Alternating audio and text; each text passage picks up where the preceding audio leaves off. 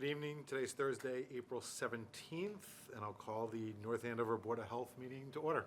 We'll start with the Pledge of Allegiance. Pledge allegiance to the flag of the United States of America and to the republic for which it stands, one nation, under God, indivisible, with liberty and justice for all. Okay, so we have the March 27th meeting minutes. I looked over it. I don't think Jen offered her input at all, but not you, Jen, the other Jen. But I didn't have any other concerns, so if nobody else has any concerns, I'll take a motion to approve. I motion they be approved as constructed. Okay, second? Second. All in favor? Aye. All right, approved. New business. Excellent. Which one do you want to do first? The artificial turf, keep it in order, or? Sure. All right, so artificial turf fields discussion. All right, as you know, we talked about this at the last meeting briefly, off of a report that was done by Arlington last year, just to get a feel for what other data's been out there. You guys reviewed this years ago when we were looking to do the rec complex over by the middle school. So new information's come out, new studies have been published. A lot of people are still talking about the same things as last time. So the planning board has the high school project in front of them for the new turf at the high school, for the football field, the baseball field, softball field, the shot with the discus throw area over there, and that entire field is not gonna be all one turf field. So, Poor geese. was that for Poor geese? geese. I said poor geese. No foraging anymore. I'm sure they can find another field to hang out at. We don't have to give, I talked to Gene Enright, the planning director, the other day. We don't have to give a formal letter like we did last time, but they just want to basically make sure that we know this is going on, that people have questions still. We wanted you guys to discuss it, to get your input and see what you guys thought. If you want, I can do a memo again. Same thing we did a few years ago, but that's completely up to you, and I did speak to Gina about it. It's not necessary. So I know you have a lot of experience with tires, so let's just discuss it as a board. What's the cost difference between grass and artificial turf? I have not researched that. That's not in my wheelhouse. It's But CapEx versus OpEx. I think it's obviously more expensive to have a turf field. They do last a long time. You do have to maintain them. But I think one of the benefits that they talk about, and some of the things that I read, even the Arlington study goes into this a little bit more in depth than I would have expected, but you're talking about playing time. And most towns don't have enough fields for all of their teams, and you want kids to be out there playing sports, exercising, camaraderie, teammanship, sportsmanship. You learn a lot at a young age doing that kind of stuff. So the way we are in New England, there's some window months. Yes. The spring and the fall, you always have issues with natural grass fields not being open. Yeah, So it like last causes weekend. problems. Correct, yes. Whereas the turf fields, you can still play in the rain, and it's not gonna destroy the field. So a big part of it in New England is April, May, and June, there are issues, and then September, October, November, there are issues. So the benefit is getting the kids out there in their sports leagues throughout the entire months that they can actually be out there playing. As a member of the NASA board, I can tell you that it is a huge Yes. issue. Yep. It's not just the rainouts or the field on that day. It's that you also need the grass to take, because there's only so many times running up and down the field you can take before you have to reseed, and that's where the cost really starts to come in. As soon as you're forced to reseed, resod, or heaven forbid, bring in, the roll out the carpet, as I like to call it, all that stuff. Like you said, there is some maintenance costs, but you're going to pay more. Basically, you're paying up front to save in the long run. So there is the new study up by the EPA, and it actually, I only read the summary. I didn't go through all of the experiments and the data collection, but as a scientist, I do appreciate the work that they put into this. It is completely non-biased. They're actually just collecting data, giving you the data and saying, this is what we found. You make your own political decision as to turf or grass, however you want to go. But this is what we found out. This is the data that we collected. And it was much more robust than what we looked at in the past. That was done years ago. This was a 7-year study. It took them a long time to do it, but they did actually bring in studies from other countries as well that did the same type of stuff. So they didn't take in their data, but they took in their conclusions. They just threw it basically in this report, saying this is what these people found as well, and it does mirror what they obviously saw as part of it. Leave it up front as a lit site. It's pretty comprehensive. Yeah, I remember I read it, but I'd be curious to hear your input from just your background, what Yeah, you think. it was a pretty comprehensive study. I mean, I did finally get through the entirety. Is it 211 pages? It was some long reading. To be fair, I did a fair amount of skimming Okay, all right, as yeah, I was going sure. through it. So I probably did about 80 real pages. Okay, good. But yeah, it was comprehensive. Again, at the end of the day, I guess there's a difference between feasibility, plausibility, and a risk-adjusted, doesn't make sense. And my sensibility says that if there truly is an exposure risk, the amount of risk that you get just by, walking on our roads is equal to or greater than what you're getting on the field. But yeah, I didn't have any discomfort after reading it where it raised some large questions in my mind. I mean, it's from what I knew of the process, there's just not a lot of accessibility to be able to get, fine particulates, into the body. So. And that's what I actually liked in this. They talk about the bioaccessibility of the chemicals. Yes, there are chemicals in the turf and the crumb rubber, Absolutely. but how accessible is it to your body, either through ingestion, inhalation, or absorption?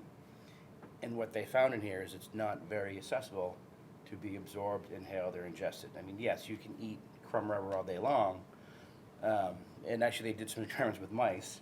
There was very, very low absorption through the digestive system with crumb rubber.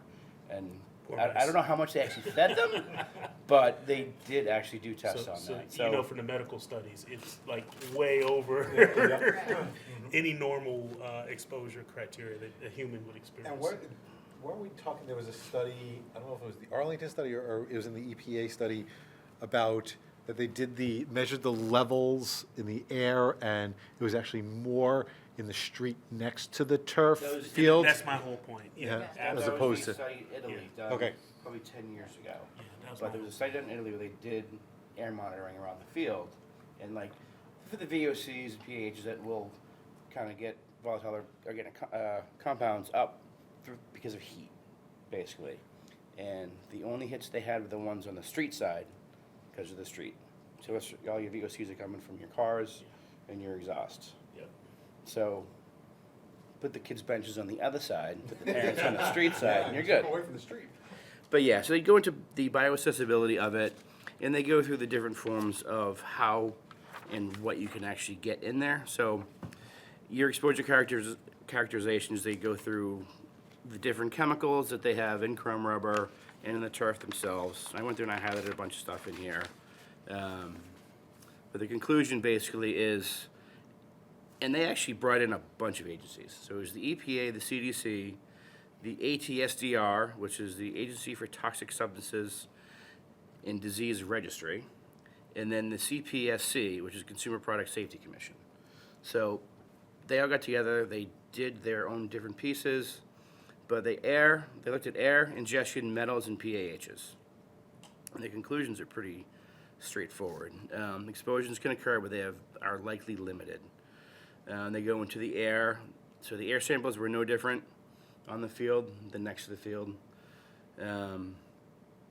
Ingestion, only small fractions are released from crumb rubber into simulated biological fluids. They didn't do the mice one, somebody else did the mice one. Metals, they took blood tests before and after playing, and the blood tests were the exact same, very similar to the people playing on the fields and the general population. So there's no exposure getting into your blood for the heavy metals.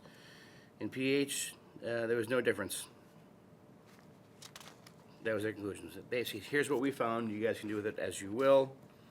Then the European Chemical Agency did their own study as well.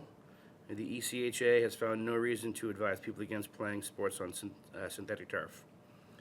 It said it's a very low level of concern from exposure. And then they're the ones that did the mice study, and there's no evidence of toxicity in mice from ingestion of crumb rubber. I didn't read the details or the experiments for that one, but they fed mice crumb rubber. So what's it, the LD50 is what they look for? Yeah. I'd be much more worried about endocrine disruption from Yeah, seriously. drinking micro and nanoplastics. Oh, yeah. But anyway, I don't want to whataboutism this thing. Can I move? If everyone's, I move that if you deem it necessary to write a memo, you write a memo. But since our position essentially has not changed, I'm not sure what there is for us to do. I'm sorry, that's Yeah. not a very No, well correct. stated. No, I guess my only curiosity is if we think that it may not be deemed, but would it help it to move forward faster? Like, could it, because then I would say do it, just because to be good steward. Like, if they think that somebody could say, well, let's wait another month and have, like, the Board of Health have to Yes. write on it, then that could delay the process, Right. opposed to just having it ready. So you guys make a motion and vote to keep the same position as last time, because Yeah. I haven't seen any new evidence, and I read this thing, I didn't read Yeah. 200 pages, I read 20 pages. Right. But I don't see any You got evidence. the better part of it. Yeah, definitely. I just didn't have time to read the whole thing. I just feel But, like it might be something good for them to have if they need it. yep, And and I like the idea of what you said, of also putting into the position that, like, the Board of Health thinks the positive impact of physical activity and exercise Yes. outweighs what Yeah. we like, I think that's a nice, Risk versus benefits. yes, Yeah. for us to put in, like, Okay. to kind of get them to focus Yeah. on that piece of it. okay. So this. Sorry, I totally No. changed your motion. A friendly revision to my Yeah. I move that we reaffirm our position as previously stated, possibly using either anecdotal or factual evidence from the report as needed to support the fact that we do not deem it a risk, and with the positive aspects of being able to get more exercise for our kids, actually think that it is I can't speak today, that it is a factor in favor of artificial turf. All right. Something to that effect. I got it. And I'll second There we go. Whatever I said. All in favor? Aye. Opposed? All right. Unanimous vote, okay, good. I'm glad that's out of the I way, think that's but, the right. I mean, that's- yes. Oh, yeah. And if there was something in here that they found, that there was, it was comprehensive. if there were VOCs coming off the field because of the heat, that's something you definitely want to think about. And actually, one of the countries in here that did their study, Heat exhaustion. well, yeah, that's, obviously, that's a factor in them playing in the hotter months. And when it gets above, I think, 80 or 85 degrees, the risk for heat exhaustion definitely doubles and goes up quickly. But they talked about if people have an issue with crumb rubber and think there's a problem, then just use the consumer advisory standards for a similar product on your field. So I don't know what that means. I didn't go and delve into it, but if there was an issue with crumb rubber, then you find an alternative. Something that's not going to put out VOCs or PAHs when it gets heated up. That's it. That's my 2 cents. All right. All right. Issue number 2, the Middlesex Essex Public Health Collaborative Strategic Plan Focus Group. So this is our PHE grant that we started 2 years ago, and this is our regional collaborative. We are the host town for this grant, and we do have staff members that have been hired that are performing tasks for the town and our surrounding neighbors. So, as you know, we have Annette, who's the grant manager, we have Shanine, who's the regional inspector, and we have Leanne, who is the regional public health nurse. We did have a communications specialist that was hired that started the job, but it was too much because she was also in school, and she thought she could handle the workload, but it didn't quite work out, so she has since just left. We are actually meeting in 2 weeks to discuss a new position.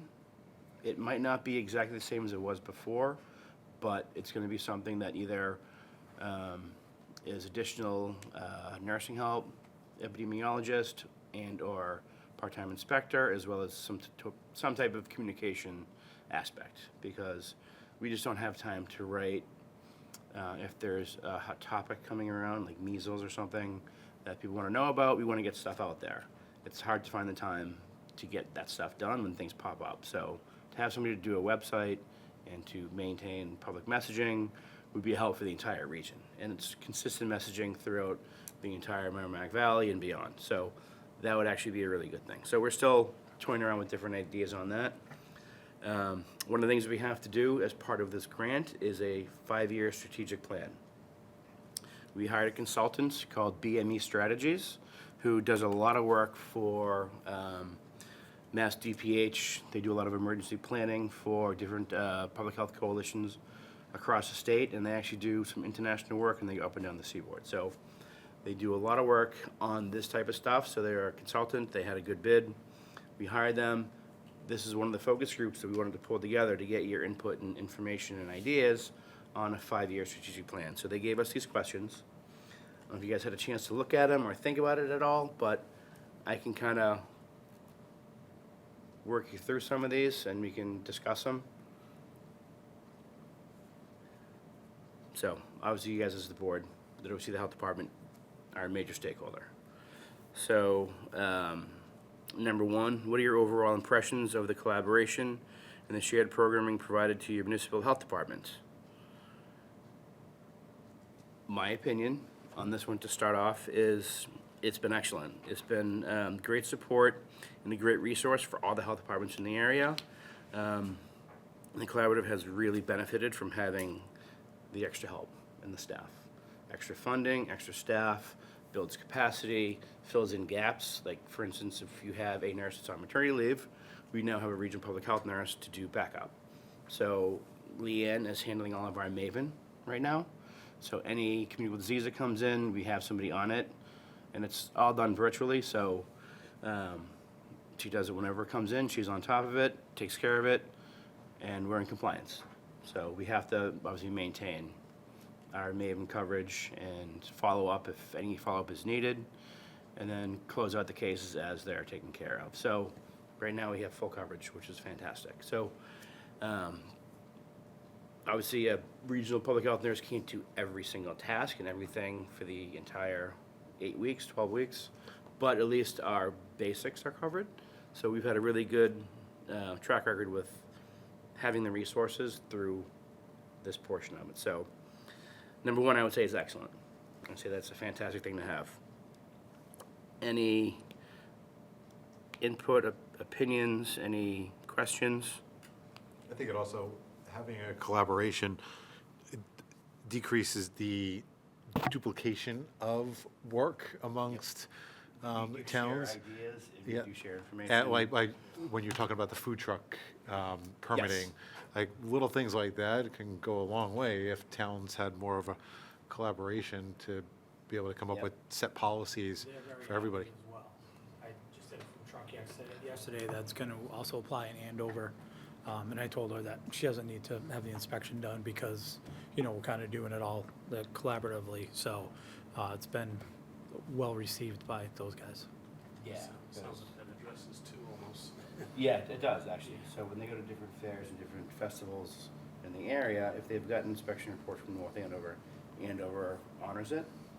Same thing, and vice versa. So it does help them out a lot as well. We're also looking to expand that to include septic installers, because we make them take a test. They apply in our town, then they go to Andover, they gotta take a test. They pay the permit fee over there. So they'll still have to get the different permits at the different towns, but they're not gonna have to take a test every time they go to a new town. That helps them out a lot too. Body art practitioners, if you have a tattoo artist that is working in one town and opens up another shop in another town, if they've gotten their credentials approved through us, Andover will then approve those credentials, because I've done the research. I've looked at their bloodborne pathogen, I looked at their course curriculum, I looked at their first aid CPR, I've looked at their history, I've looked at their CORI. I mean, it kind of goes all the way down the line. That saves them a few hours worth of work. And they're like, thank you very much. So the collaboration's been really good, and we're gonna expand upon that and get a lot more done. So it sounds like 1 and 2 are well addressed. I mean, where do you see, and you almost started to get to what could be some other opportunities, but Yes. it sounds like 3 is more speaking to other stuff you were doing now. Where are the, hitches or where are the things that kind of are pain points right now, right? Yes. So for number 2A, I just jotted down inspectional help, nursing help, communication support, which is not complete right now because obviously the position's open.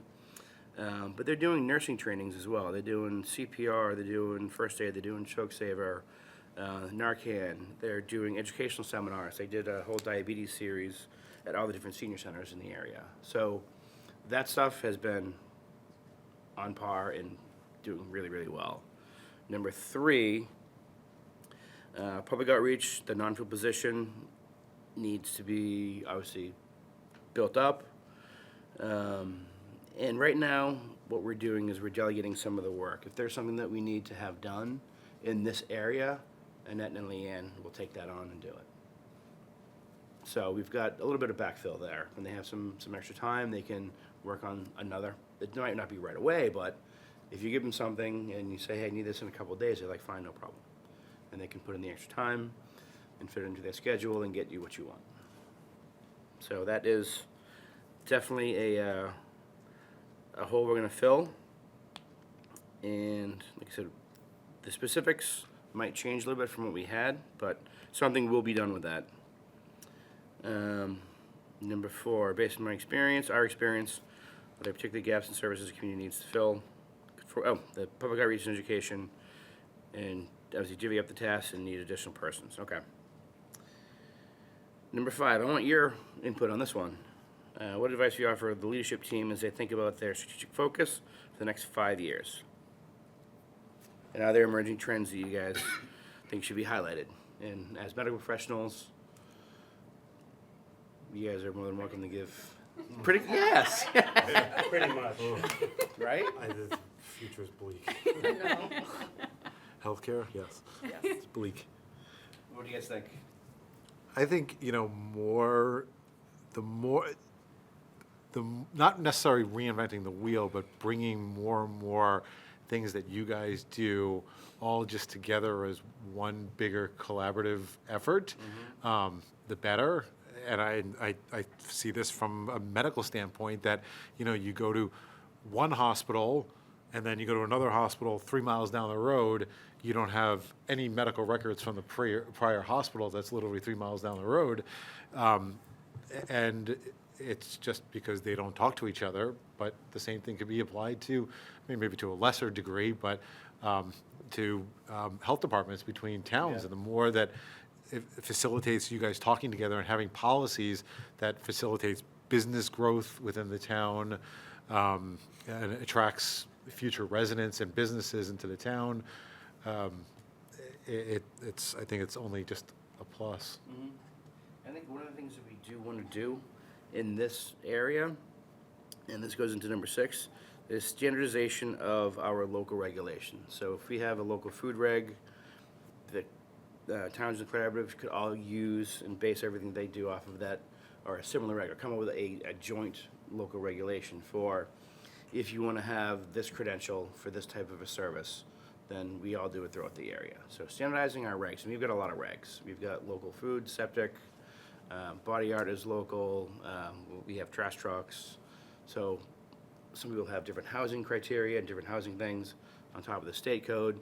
We should all kind of standardize what we have, so it's easy for the septic installers and the body art practitioners and even the landlords who own tenements in multiple towns. At least they know what the rules are. If some places require a pre-inspection occupancy permit inspection by the health department, which is above and beyond a building department or as part of the housing code. So if we want to do that as a region, great, but that takes staff, it takes resources, it takes collaboration, and you can't have each town doing multiple different things, which is harder for us and them. I feel like when you think of a lot lot of places in the country that do health departments by county.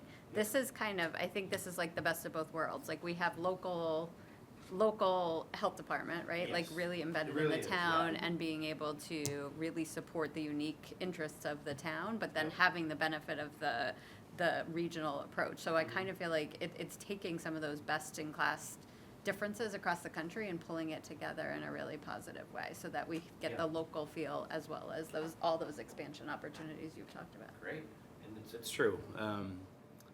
As part of the FDA grant that we have, it was required that I actually went and visited our mentor community, which ours is in North Carolina.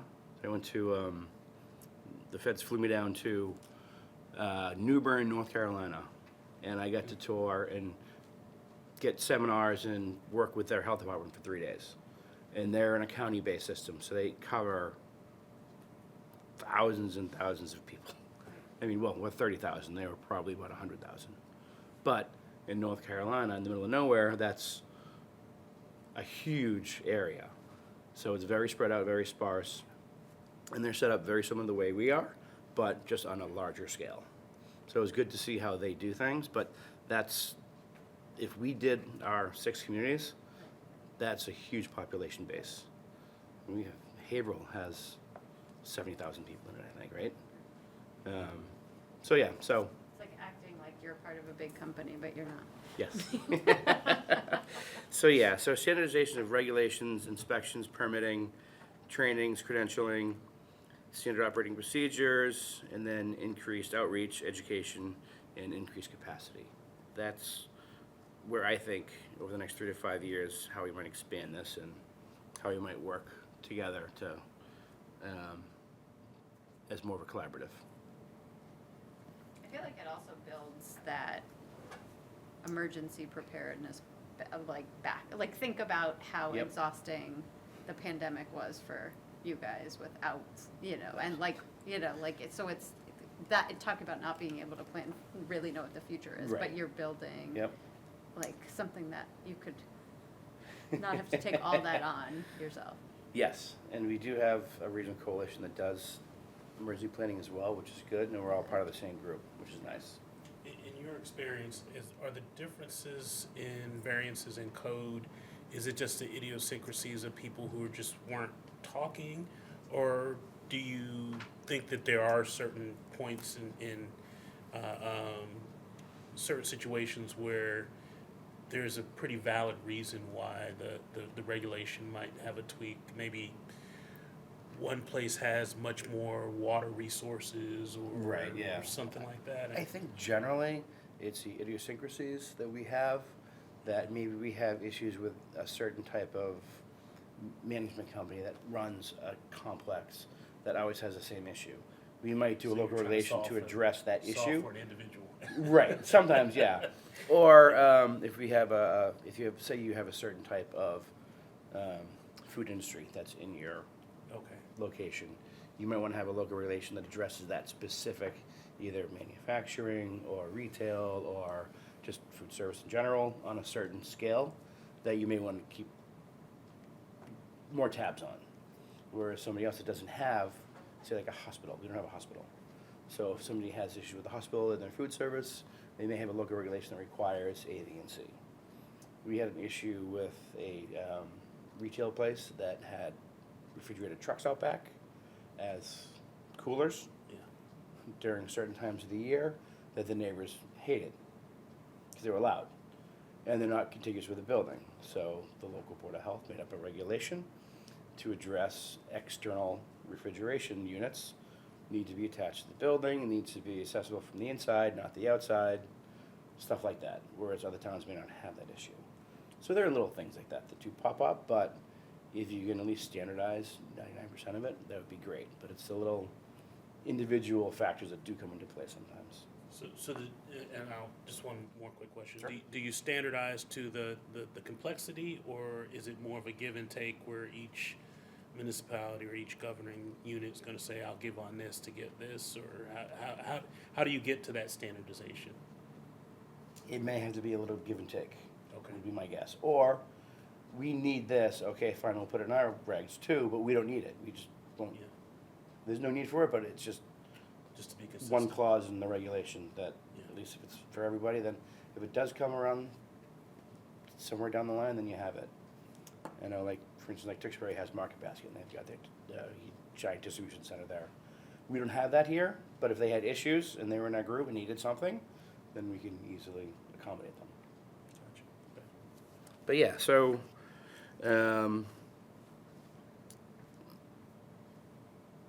yeah, increase outreach, education capacity are definitely some big ones that we want to work with over the next 5 years. And then number 7, what do you guys think? Any other thoughts, perspectives, any planning that you can predict the future with? And this is the consultant, because they're going to be the ones writing the strategic plan for us. I'm just curious. I don't know if this fits into it or not, but I mean, I think about like jobs and like the hiring process and like, is there an opportunity as part of this to think about like exposure to careers in, you know, this area? Like, is there anything regionally that makes sense for that? Like, do you guys offer internships or anything that helps to expose people so that you start to create like a pipeline for Yes. future? Yep. Like, so is that happening through this or more just local? That, I don't think we have anything through this, Yeah. but that can be something that we do. I know that as a department, we do have interns, and that's one of the things I was gonna talk about tonight. Oh, I didn't. But as a region, Teed up right up. but as a collaborative, I think that would be a good idea to get a regional intern to either shadow or just to learn about health departments in general and kind of bounce around to each health department and do work in each one to get some overview, some broad experience. Yeah. I mean, UMass, so I was invited to be on a panel at UMass Lowell School of Health Services Oh, cool. last month. And there's a lot of students there who are in community or public health majors, and they want to know what kind of careers are out there when they get out of school. So it's like a perfect opportunity for something like this to make that connection. Yeah. I mean, And they not, actually it doesn't have to have- be UMass Lowell, but, And they actually have public health majors now, right. which is great. Yeah. They didn't have that when I was Yeah. way back in the olden days. But like, instead of having the students trying to like be out there, like, you know, it would be great, like, to make that Yep. connection and try to also keep people to stay in this region for. I will mention that and bring that up in our strategic planning session. My 2 comments for this one, this was for the BME strategies. Thoughts and perspectives on this? The strategic plan has to be believable and achievable. That's my 2 cents, that's it. If we can't do it, don't put it on paper. And it should be able to put it on one page. Perfect, I like that. Okay, that's it, that's the basic discussion. I'm sure he had 1,000 more questions, and maybe he'll come back again, or maybe I'll just send him the YouTube link to this. The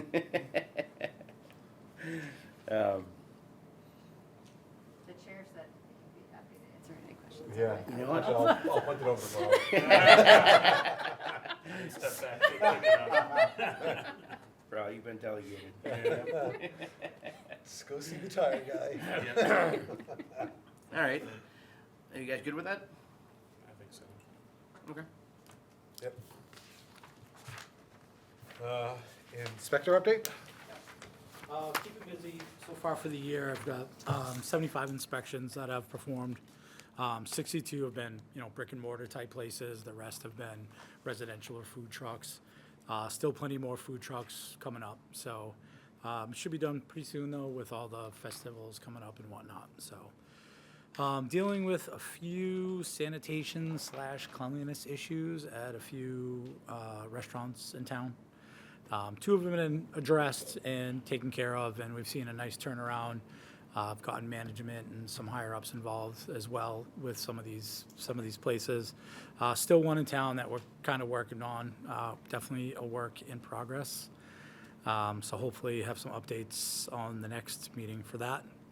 Also dealing with a few trash complaints in town.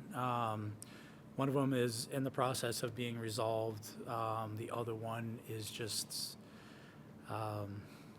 still there. Haven't got much of a response, reached out several times, working on that, but that might be a little tougher to address, so we'll have to see where that one goes. Definitely worthy of attention. Pretty rough in one of them, so definitely trying to get on top of that one. And then just coming up, just have a busy May and June coming up with, sign up for a few more trainings and workshops. So, just constantly learning, getting some more training, which is good. So a couple busy months with that coming up too. All right. Brian, director update? All right, yes. So we actually have an intern starting soon. I sent the contract upstairs today, actually. She is a associate student from NECO. She lives locally, so this is perfect for her. This is actually through MHOA, which is Mass Health Officers Association. They approached the board of directors if anybody would like an intern, and one was from NECO and one's from Western Mass. And I was like, well, NECO's right here. And they said they didn't have transportation, so this is very easy for her to get to. So she's going to be shadowing Craig and doing some internal projects for us. Hopefully she gets to start either next week or the week after. Just finalizing the paperwork now, and it's to get her actual experience out in the field in the health department. So when she graduates, she can actually have a resume with something on there and references, and she's really looking forward to it. And this is a pilot program through MHOA. They're just starting it. So we're kind of breaking ground with this one and see how the program works out. But we've got support through MHOA, and she's getting paid. So she's a paid intern through the association. I'm looking forward to it. Get to shape a young mind in public health. I wish they would do more of that, more real-world experience as opposed to sitting through classes and things like that. And I'm on the board for MHOA, and we've been talking about this for a long time, because when people get out of school, they don't have any real-world experience. Yep. They can analyze data, they can look at a rubric and come up with a project, and they can do all sorts of stuff like that, but they don't know how to work in the field. They've never done a food inspection or a housing inspection. They don't know the regulations yet. Like, this is the stuff that they're gonna work in the local health department. This is what we kind of rely on. You know what the state codes are, you can learn the local codes quickly, you get your certifications through Mass Train and online courses, and you get your schoolwork and your school curriculum, but there's stuff that goes beyond that, that we're starting to kind of figure out and starting to work on. I mean, it really should be a lot of, like, all the towns should be Yes, offering to take an intern all the time, working with a local college. and I've worked with Merrimack in the past and had several interns through Merrimack over the years, which has always been great. But MHOA had this other student at NECO, and I was like, yep, I think that would be perfect. Awesome. All right, so that's the intern thing. So yeah, we're working on that. I am looking to get these tick kits. I got permission to start pricing them out, but they're actually really cool, and I'll pass them down. But the tweezers are legit. Pass those things down. Tick tweezers. Wow. Deadly. But yeah, that's the kit. Good for the nose hairs, too. National Night Out. Yes, yeah. I want to get them out before that, but it's got your magnifying glass, it's got Band-Aids, alcohol swabs, tick identification cards and information, and it's got the little baggies, so if you take the tick off when you get it tested, You know, You can- limes. you can bring and get it tested, yeah. So, yeah, they're a few dollars each, but I will have our town logo on here, or I'll do the public health logo with the health department, and then I'll do a QR code where people can scan it, and it'll bring it to our website, get information about ticks. Is there information where you can get it tested? I can add that to the link. Yeah. Yeah, but yeah. Be able to see how many clicks, right? Like, if you do the QR code, you could see how many people then Oh, yeah. drive to the website for I'm effectiveness. gonna put a That would big- be a good intern project. I'm gonna put a big, actually, that is, I have that already written down, yeah. Design me a website. This is what I want. Measure effectiveness of campaigns with It's QR gonna- it's gonna codes for bring- public health. There you go, there's your practicum It's somebody gonna could bring him to a picture of Craig's LinkedIn profile. So yeah, so these are the tickets. But yeah, I'll have Town of North Andover Health Department, the Public Health Cross, QR code, and then maybe something on this side too. But yeah, they totally customize them. And they're different. I'm gonna obviously do red for North Andover. Red with white lettering. What do you guys think? Very cool. I like it. Anyone want to get the whole kit? Yeah. I like it better than the little pieces we've given out the past few years. Like, I know we had like the little card and the little plastic. Yeah. Yep. Those ones are Yeah, better. those are much better. Much better. I keep losing all the little Yeah. plastic one. You know, but when you buy them in bulk, they're a few dollars each. But Yeah. I think Lyme disease has been going up consistently for a couple decades now, I Yeah. think. It actually used to be reportable, so we would get notifications every time somebody came in with Lyme disease. They stopped doing that because it was too much. There was too many, so they stopped that. But just talking with our colleagues across the state, DPH, it's definitely on the rise. And then Katie Brown is doing a webinar on measles, and I think the second week in May like 17th or something.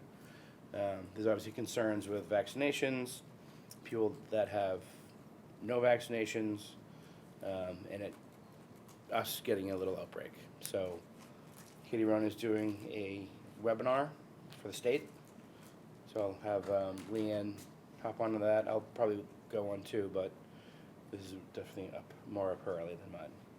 But we'll be informed, and we are going to get something out on measles, probably in the next week or so. So, and that is it. I can't think of anything else. I feel like I ask you this every year and I never remember the answer, so my apology.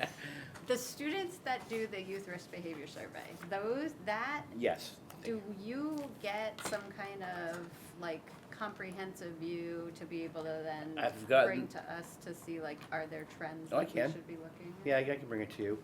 I try to get it from Cheryl Yeah. once it's completed and Right, published. like Yeah. just to see if there's any, I mean, it goes back to the 3 to 5 year trend, like what are we seeing perhaps? I Yes. know we've gotten involved in the vaping and other conversations, but are there, what is going on with the youth and should we be thinking about anything? Well, Ron's going to be here next meeting for tobacco, Okay, so we can talk to him about vaping. But yeah, I would like to take a look at that survey as well. I know they just did it, right, last yeah, month? yeah, so it probably won't be, we probably won't have results for a while. No, but maybe sometime later on this year, Yeah. they'll have something to publish. I think I have the last one saved on my hard drive. That was done 2 years ago? So that, maybe I don't ask you every year, just every time they do it. But I would like to see that too, because that does help the schools analyze their trends and confirm what they're seeing with their own eyes, which is Right. usually how it kind of works out. But I would like to look at that as well. Yeah, I think it's a Definitely good next thing year. for us too, just because I feel like there's a lot of buzz from parents, like, well, why do we do this? And I think being able to say, well, Yeah. that, like, when it is done, the Board of Health looks at it, is probably just another helpful Yes. piece And of if information we for have parents, yeah, access to grant money to address some of it, right.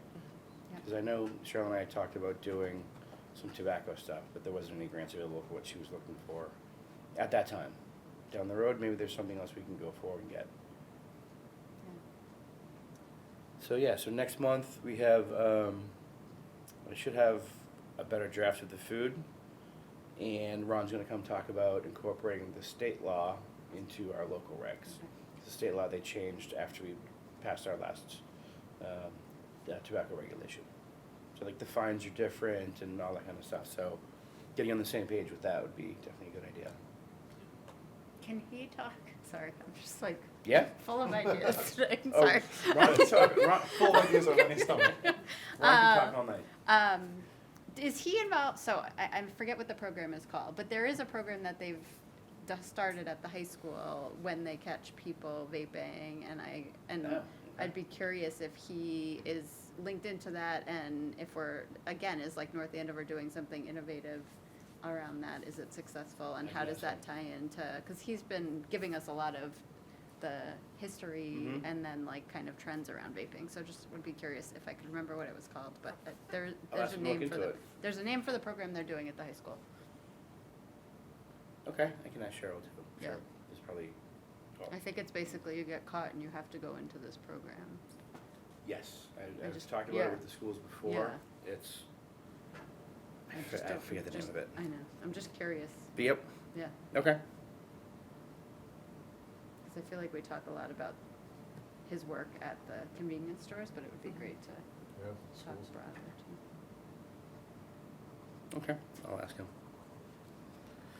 I'm done. I think Okay. that's it. All right. Anybody else have anything? No? Except for a motion? I move that we adjourn for the night. Second? All right, adjourned.